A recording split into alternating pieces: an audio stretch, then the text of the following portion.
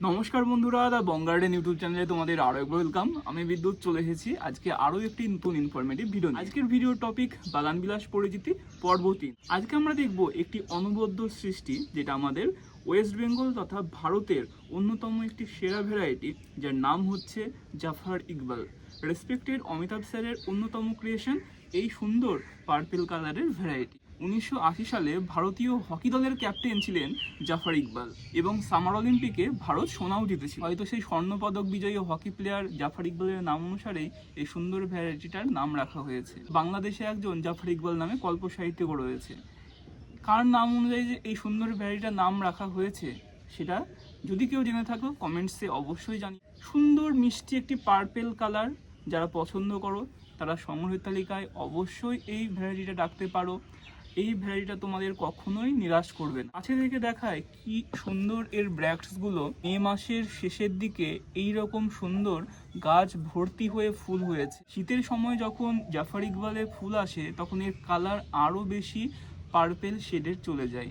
যেহেতু এখন রোদের টেম্পারেচার অনেকটাই বেশি, কালার অনেকটাই বেশি লাইট এসেছে। একটি ভালো ভ্যারাইটির সংজ্ঞা কি? প্রথমত হচ্ছে গাছ ভর্তি হয়ে ফুল হওয়া চাই, যেটা এই ভ্যারাইটিটার মধ্যে রয়েছে। দেখো, গাছ ভর্তি হয়ে ফুল রয়েছে প্রতিটা ব্রাঞ্চে, যেটা একটি ভ্যারাইটিকে ছাদ বাগানে জায়গা দেওয়ার জন্য যথেষ্ট। গাছের নেচার হতে হবে ডোয়ার্ফ নেচার, মানে ছোট হয়ে থাকার প্রবণতা থাকতে হবে গাছের। অহেতুক অবাঞ্ছিত ব্রাঞ্চ যেন গাছ থেকে না বেরিয়ে গাছটির শেপটাকে খারাপ করে দেয়, যেটা এই ভ্যারাইটিটার মধ্যেও রয়েছে। একদম নিজে থেকেই কম্প্যাক্ট শেপ নেয়। দেখো, সুন্দর একটি শেপ নিয়েছে।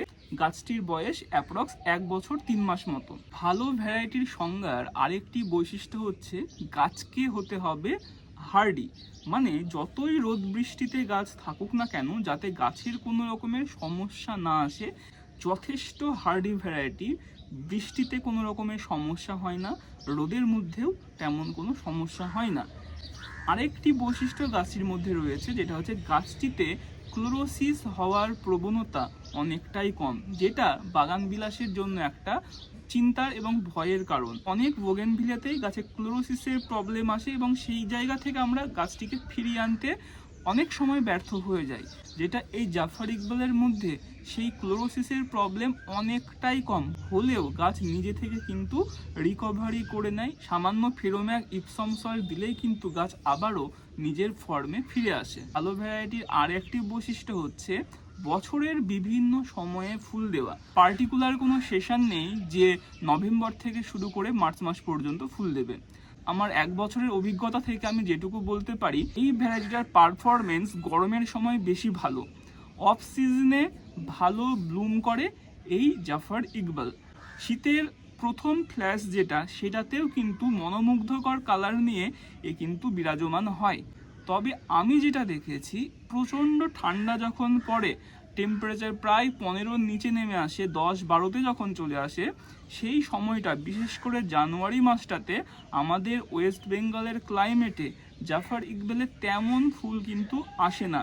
তখন ম্যাক্সিমাম পাতায় ডিফলিয়েট করে যায়, পাতা ঝরে যায়। সেই সময়টাতে গাছ কিন্তু কিছুটা থেমে থাকে।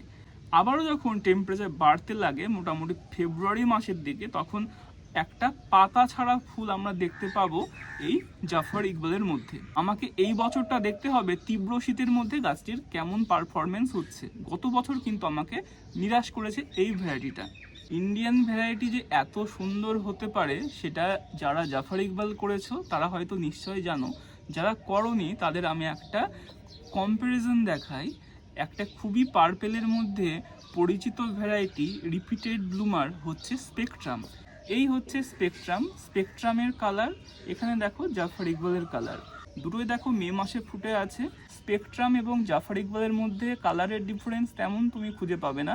শীতের সময় যেমন স্পেকট্রামের কালারও ব্রাইট পার্পেল হবে, এদিকে জাফর ইকবালের কালারও কিন্তু ব্রাইট হবে। দুটোর কালার প্রায় সিমিলার, মানে এটি একটি বিদেশি ভ্যারাইটি যেটা ইন্ডিয়াতে বছর 2 আগে এসেছে। সেই ভ্যারাইটিটাকেও টক্কর দিতে পারে আমাদের এই দেশীয় ভ্যারাইটিগুলো। এবং দুটোই কিন্তু রিপিটেড ব্লুমার। এই স্পেকট্রামও কিন্তু বছরের বিভিন্ন সময় ফুল দেয়, জাফার ইকবালও কিন্তু বছরের বিভিন্ন সময় ফুল দেয়। স্পেকট্রামের ফুলের ব্র্যাক্টসগুলো অনেকটাই ছোট, এদিকে জাফার ইকবালের ব্র্যাক্টসগুলো দেখো অনেকটাই কিন্তু বড় সাইজের। এরকম বড় ব্র্যাক্টস আমাদের ভালো লাগে তাহলে জাফার ইকবাল করতে পারো। যদি মনে হয় যে ছোট ব্র্যাক্টস ভালো লাগে তাহলে তোমরা স্পেকট্রাম করতে পারো। স্পেকট্রাম কিন্তু খুবই সেনসিটিভ একটি ভ্যারাইটি। বর্ষার মধ্যে কাণ্ড পচে যাওয়া, পাতা পচে যাওয়া সমস্যা আসে, ডাইব্যাক মারাত্মক লেভেলের হয়।